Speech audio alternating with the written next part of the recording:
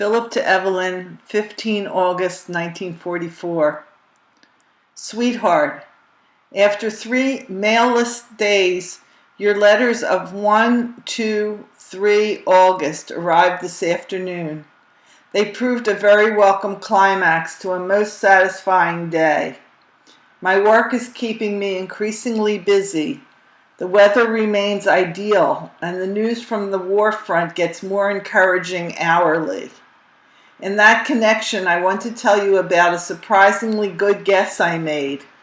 Lieutenant Toms and I were discussing the fighting on the various fronts. I hazarded the opinion that a landing on the French Riviera seemed a logical move. Sure enough, the news of the second invasion came over the radio today. Moreover, the landings were just where I thought they would be. So you see, Chippy, I'm not wrong all the time. I can't think of another single thing to tell you about myself, so I'll get on with the business of answering your letters. Forgot to say that your letter of 31 July was enclosed with yours of the 1st August. That's the one the pumpkin tore the top off. You tell about Ruth coming home from the shore and bringing a big doll for Adele. It seems every time I get ready to send the pumpkin a doll through our PX, someone has beat me to it. Ordinarily, I wouldn't let this deter me, but the one I could send just wouldn't stand comparison with the big, beautiful dolls she already has, and I hate to think that my doll would be overlooked on that account. However, if you think she could appreciate the fact that it was her daddy's gift, I'll be delighted to send her one. There are 3 types to choose from. 2 are the pretty types, and the 3rd a rag doll, which I myself would choose to send her. Tell me what to do, sweet, as I'm rather at a loss in the matter. Hope you have a nice, restful time of it on your vacation, sweet, and I'm wishing I could go along with you and Adele. Guess you'll be making preparations when you receive this. I know it's a selfish viewpoint, but I rather wish that you would spend the week at home rather than at the shore. You see, darling, I had rather counted on being around to give my daughter her first taste of the ocean. I've dreamed a little daydream about it and naturally hate to be deprived of the privilege. But as I say, it's a purely selfish thought, and I wouldn't want it to influence you.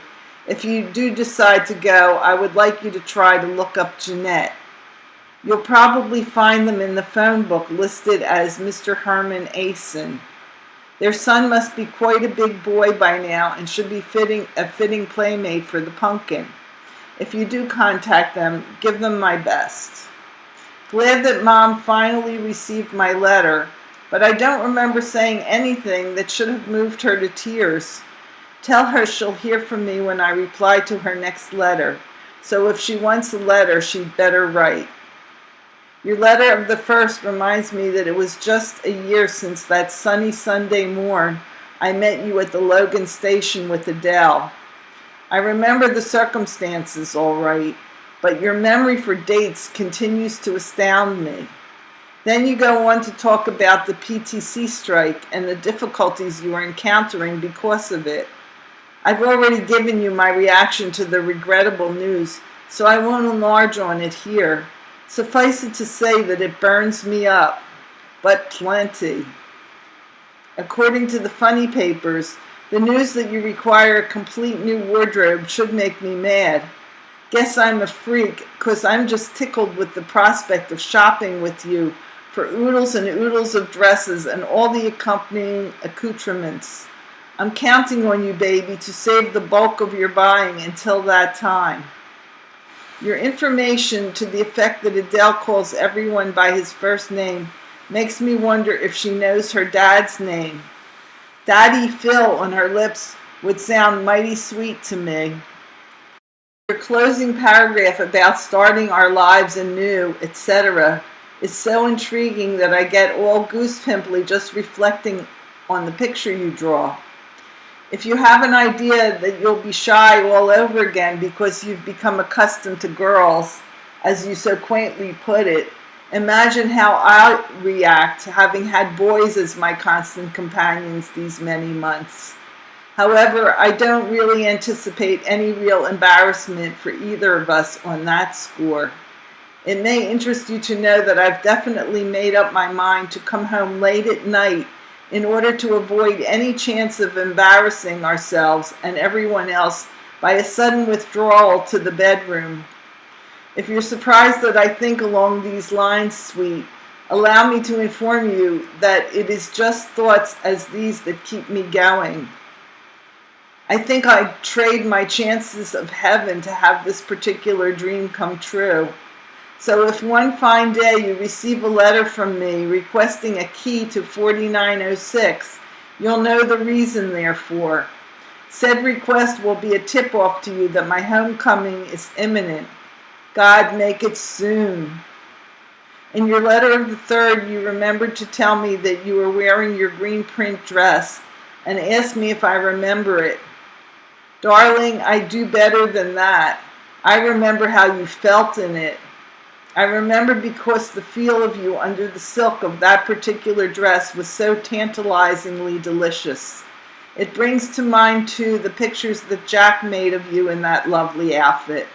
I remember that your big white straw hat set it off beautifully.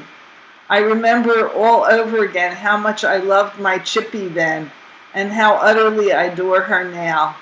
God bless you, darling. My love to the lassie and all. Always your Phil. Evelyn to Philip, August 16th, 1944. Dearest Phil, just a few minutes left to get in a few words to make up a letter. I didn't write yesterday as I was overexhausted by late evening and hit the hay early. It was impossible to sleep. I'll bet our room reached a temperature of 97 or so. I received your July bond on Monday and another V-mail from Milt Brown, a more gruesome one.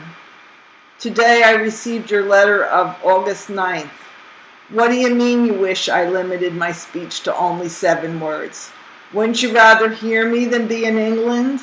Or would you? I have some good news and some bad. Ace was killed in the Normandy battle. Harry was out to West Philly yesterday, so that's how we know. The good news is that Ann Nirenberg is pregnant again, being in her 2nd month. We had a letter from Glow this morning, and she hopes to be in Philly soon. Mom, Goldie, and I got her several things for her birthday, which is August 26th. I think I told you about it in a previous letter. I brought a new toy home for Adele. It's called a wobbly duck and consists of an inclined piece of cardboard and a little duck that wobbles down the board. Cost 50 cents. I gave Snuffy $3 in cash because I couldn't think of what to buy him. Back home, so I'm finishing this outside. I'm sending off emails to Milt and Sid this evening, and I think it's high time you wrote to them too. Page 2. Sid's address, 33,050,355. 1060th Signal Company Service, 323rd Service Center, APO 520, care of Postmaster, New York, New York. Milt's address is on the V-mail I enclosed in Monday's letter. We're having continual temperatures of 95 and over, and it's really terrific, honey. My legs have been aching terribly. Perhaps it's because I'm due again this weekend. And the heat does have a lot to do with it. I noticed that Goldie feels better in cooler weather, so I think the heat is mostly responsible for her ill feelings. She's okay, and so is little Diana, who is getting cuter day by day.